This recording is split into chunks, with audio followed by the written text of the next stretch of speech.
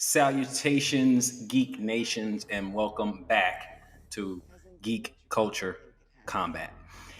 Listen, this video, I'm really just looking at some of the reaction from the Wonder Woman 1984 and the reviews.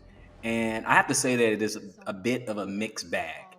And mostly my focus has been drawn to the negatives. I mean, there's a lot of people, a lot of respected bloggers out there talking about it, and they are woefully disappointed, to say the least.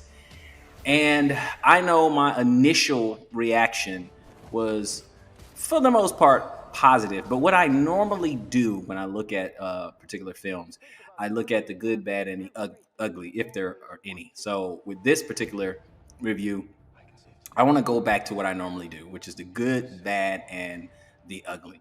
And when I did my initial review, it was, I would say, a first watch, fresh off, watching it, viewing it. Um, but now that I had some time to absorb it and really break down my true thoughts, I'd have to kind of reevaluate a few things, and not just because the overwhelming negative reviews is being very overwhelming. You look at Rotten Tomatoes, it's bad, it's deplorable. I mean, a lot of people are having some reactions, and they are explosive, to say the least. But it did afford me an opportunity to go ahead and really, really dive in and just kind of categorize a couple things that I saw or I noticed in the movie.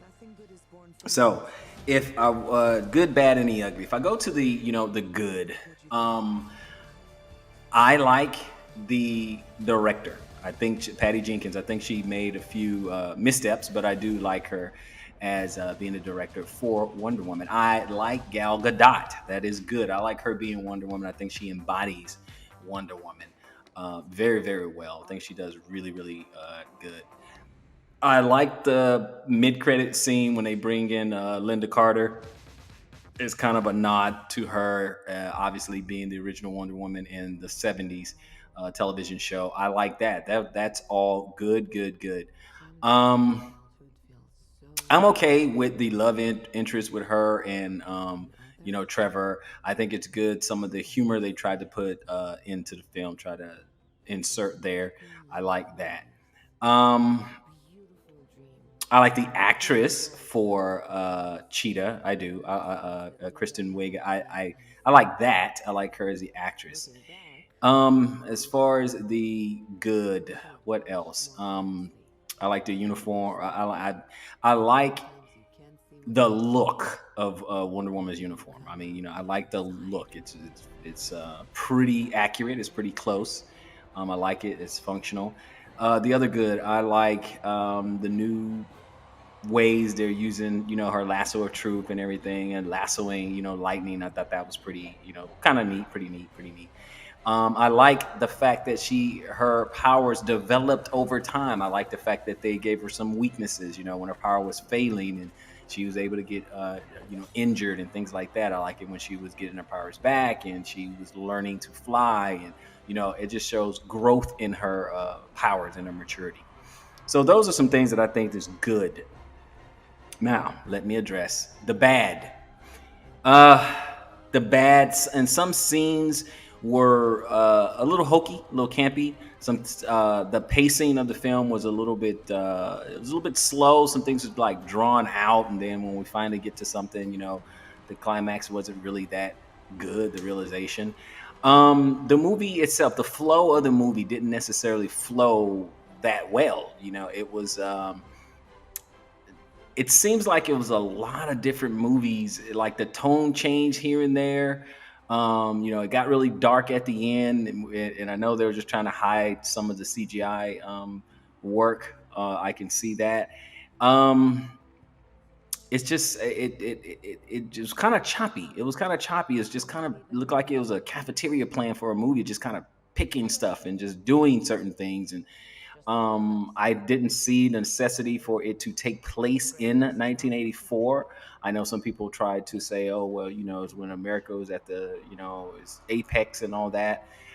I'm not so sure that I buy that. I don't know. I don't know. I don't necessarily think they did it justice for Max Lord. I don't think they did him justice. I like Pedro Pascal. I like him. He's good. Go Mandalorian. He's awesome as an actor. But it's just kind of like when you have great actors, but the direction of the character that they're playing is not so good.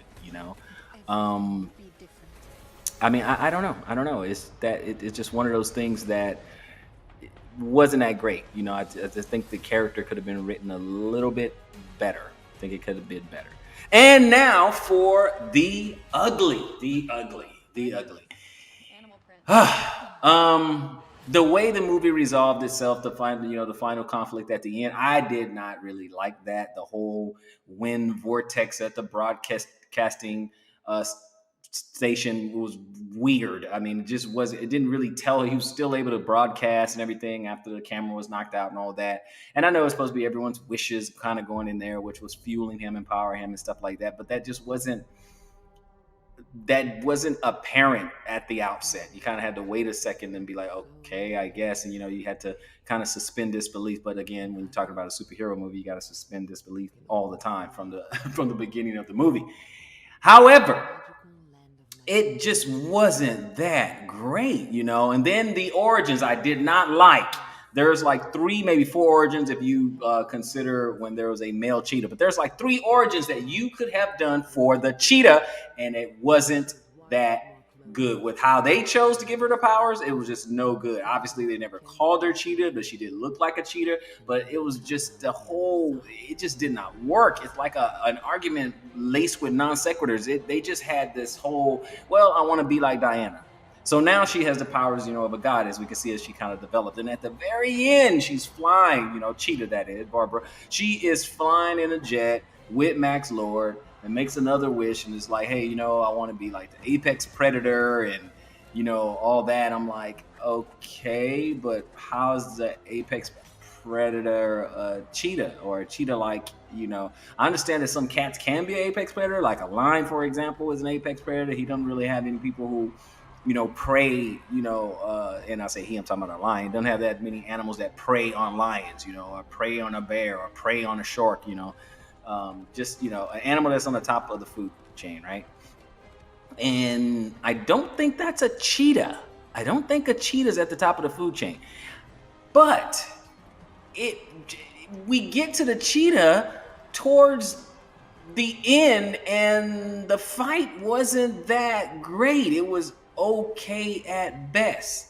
And then the origins, it just wasn't a good origin. I mean, one of the origins of the cheetah is that she cuts herself on an ancient artifact or whatever, that which was to the god of the hunt, or cheetah god, or god of the hunt. And the thing was, that right there is what changed her to. That's one origin. She was already a geologist, archaeologist, thing like that, and she could have already came into contact with that particular artifact, and she could have still became the cheetah. You could have ran the exact same story, forget about the wish stone, okay, and have her be injured on one of the artifacts that she handles on a daily basis, and it could have cut her and made her like the cheetah, and she could have gradually become more like the cheetah and stuff like that, right? But I know you want to tie all these characters together and so on and so forth. But you could have written it a different way. That is the ugly. I don't know. It was tough. It was tough because Wonder Woman was the movie the DCEU needed to be good and positive, especially after the fiasco that is the Batman, the Superman, and the Justice League. And they follow it up with the Wonder Woman 1984. And again, I'm still scratching my head as to why it had to happen in 1984. I don't know. You have to tell me. But, overall, I mean, I think it was enjoyable if you ignore a few things. I mean, I had, a family member who, they're not real big in the comics, don't know the characters, the origins and the backstories and things like that, and was was not impressed with it at all. Just was not impressed. And that says a lot, considering you have movies where you have the same people who don't know a lot about characters. If you juxtapose it to, say, for example, the MCU, and you say, hey, check out this movie, Doctor Strange, and they're thoroughly entertained. Or you say, hey, check out this movie, Black Panther, and they're thoroughly entertained. You don't have to know a whole lot about the characters, and you can still come up with a wonderful story, with some good storytelling and some good direction. And the casual fan will understand, be entertained, and they will get it. But this one, there's a lot we have to ignore. A lot we have to ignore. And again, that falls under the category of ugly. And that's the part that really, really disturbs me, I would say. But I will tell you this.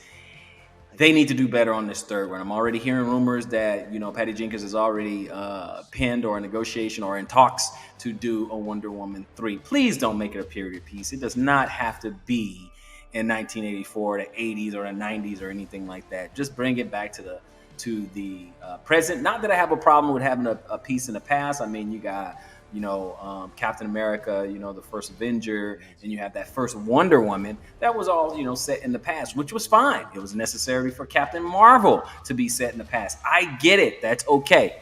But was it really necessary to tell a story in 1984? I mean, was it really that significant to tell the story in the 80s? I'm not so sure. I don't know. What do you guys think? That was my good, bad, and ugly.